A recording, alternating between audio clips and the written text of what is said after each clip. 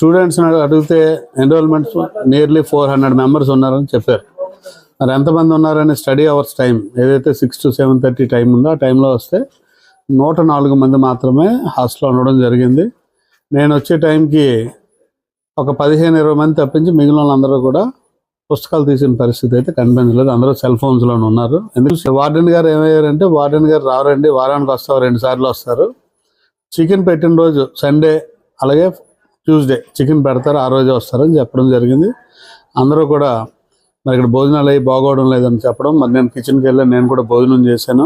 Warden గారు ఏ రోజు కూడా బాధ్యతగా పట్టించుకోలేదు. ఏమన్నంటే సీనియర్స్ చూసుకుంటారులేండి అని. తర్వాత అన్నీ కూడా ఇంకా దురదృష్టం ఏంటంటే సిగరెట్లు బీడీలు కూడా కనిపించాయి. ఇక్కడ టెర్రస్ అంతా కూడా అయ్యే ఉన్నాయి.